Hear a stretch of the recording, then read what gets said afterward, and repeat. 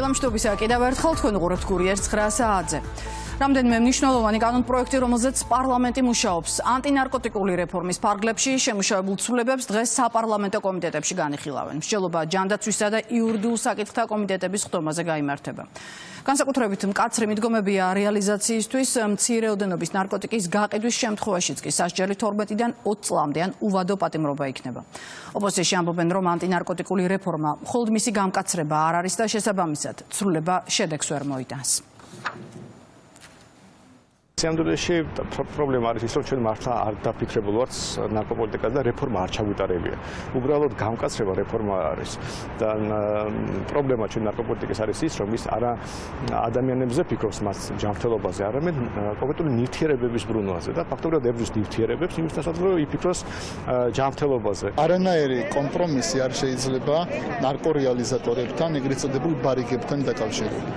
მაგრამ რაც ეხება ნარკომომხმარებლებს, ჩვენ მეორე მათ უნდა შევთავაზოთ რესოციალიზაციის სრულყოფილი პირობები, რომ ისინი ერთი მხრივ დახმარების შემდეგ გახდნენ ჩვენი საზოგადოების სრულყოფილი წევრები. შესაბამისად, საკმარისი მხოლოდ კანონის გამკაცრება კი არა, პოლიტიკური და ხალხის ინტერესებზე ორიენტირებული ცვლილებებია. უმრავლესობაში კი აცხადებენ, რომ აქამდე მოქმედმა ლიბერალურმა კანონმა შედეგი ვერ გამოიღო, რის გამოც საჭირო გახდა მისი გამკაცრება. ცვლილებების მიხედვით, თუ პირს ნარკოტიკული ნივთიერების მოხმარების ფაქტი დაუდასტურდება, ან უარსიტყვის შემოწმებაზე მას ადმინისტრაციულ ჯარიმასთან ერთად 3 წლით მართვის მოწმობა ჩამოერთმევა, 5 წლის განმავლობაში კი ვერ იმუშავებს საჯარო სამსახურსა და საგანმანათლებლო დაწესებულებაში. ცვლილების მთავარ მიზნად ქართული ოცნება ნარკორეალიზაციის მინიმუმამდე დაყვანასა და ჯანსაღი ცხოვრების წესის პოპულარიზაციას ასახელებს.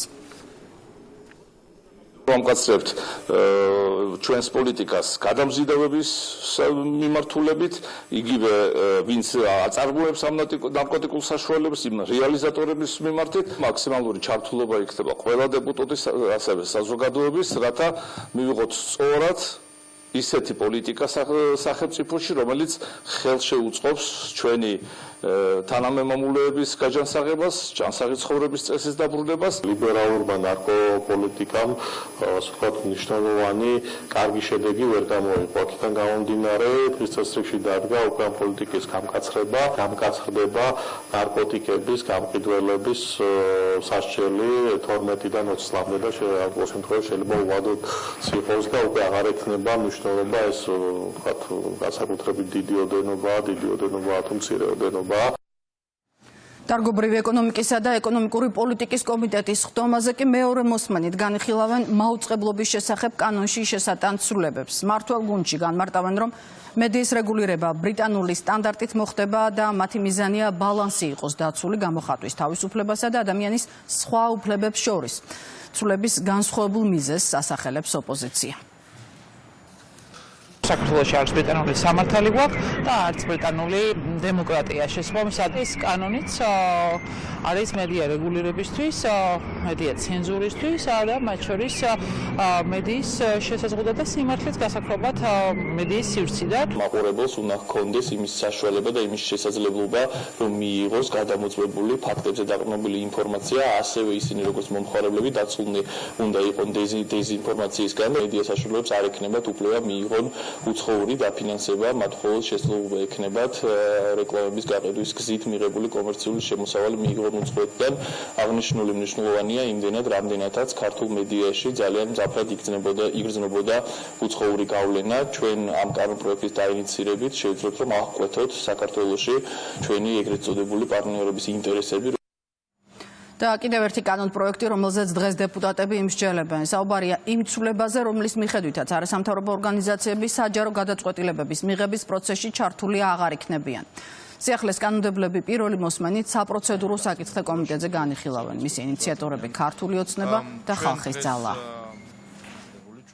არასამთავრობო ორგანიზაციებმა სახელი გაითქვეს დესტრუქციით და დესტაბილიზაციის აშკარა მცდელობებით, განსაკუთრებით კიდევ ორმა პასუხისგებლობას სახელმწიფოს ადებს იმასთან დაკავშირებით, რომ გაუფრთხილდეს ქვეყანას, გაუფრთხილდეს სტაბილურობას და აი ამ შემთხვევაში, როცა საგანგებოდ მნიშვნელოვანი საკითხები უნდა იქნეს განსაცვეთილი, არ იყოს ისეთი სტრუქტურების ჩართვა, რომელიც არავის არ აურჩევია და არც საზოგადოებას აქ ის ინტერესი, რომ იყოს აუცილებლობა აი მათი მონაწილეობის და სახელმწიფო მნიშვნელობის საკითხების განმარტებაში.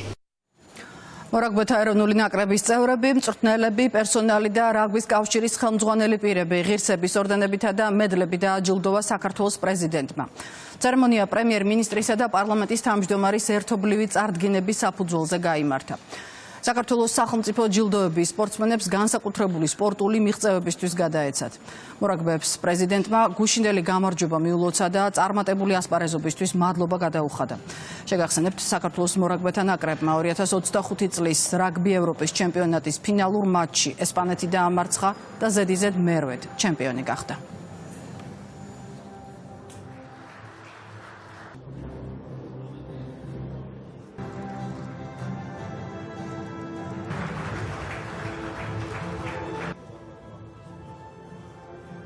რაგბი ჩვენთვის, ქართველებისთვის, ჩვენი ქვეყნისთვის ძალიან ღირსეული და საამაყო სპორტის სახეობაა და არა მარტო სპორტის სახეობა.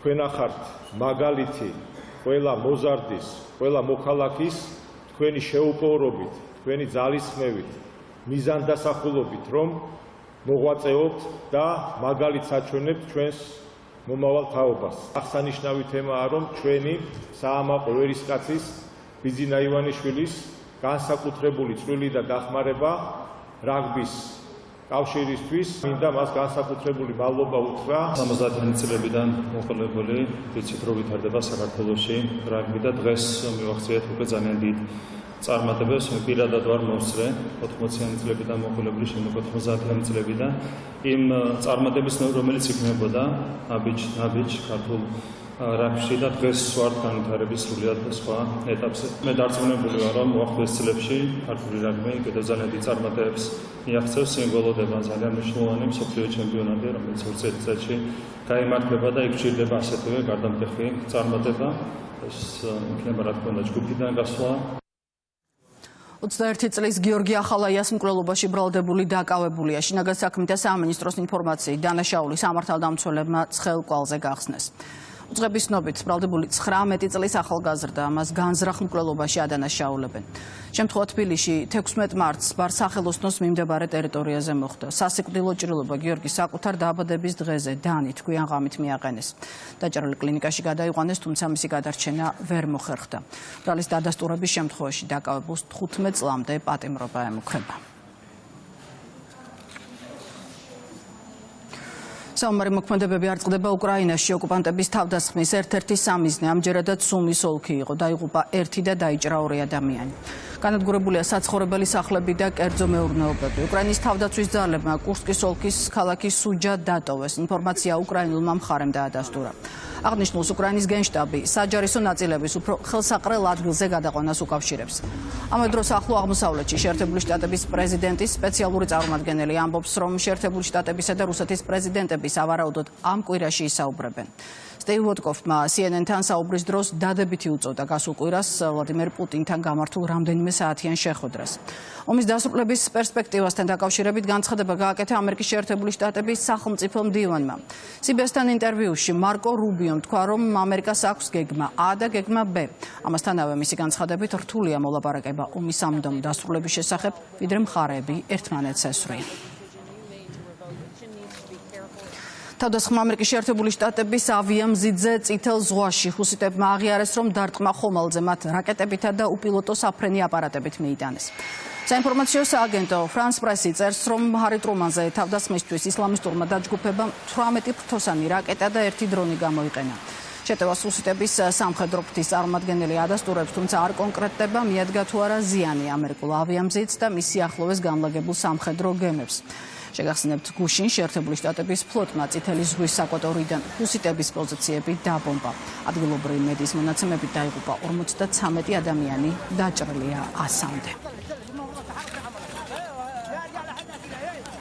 და ბოლოს ტრაგედია ჩრდილოეთ მაკედონიაში ღამის კლუბში გაჩენილ ხანძარს 59 ადამიანი ემსხვერპლა. დაშავებულია 100-ზე მეტი. შემთხვევა ქალაქ კოჩანის ერთ-ერთ ღამის კლუბში მოხდა. კონცერტის მიმდინარეობის დროს გაისროლეს ფეერვერკი, რამაც შენობის სახურავზე ცეცხლი გააჩინა. ადგილობრივი პოლიციის განმარტებით დროულად ამოქმედდა სახანძრო უსაფრთხოების სისტემას, თუმცა იმის გამო, რომ ინტერიერი აალებადი მასალით იყო მოპირკეთებული, ხანძრის ლოკალიზება დროულად ვერ მოხერხდა. ჩრდილოეთ მაკედონიის პრემიერ-მინისტრმა მომხდარს აუნაზღაურებელი ტრაგედია უწოდა და დაღუპულთა ოჯახებსა და ახლობლებს მიუსამძიბრა. ქვეყანაში 7 დღიანი გლოვაა გამოცხადებული. დღის ამბების ნახევარცვლად ჩვენს ვებგვერდზე rustavy2.gi შეგიძლიათ.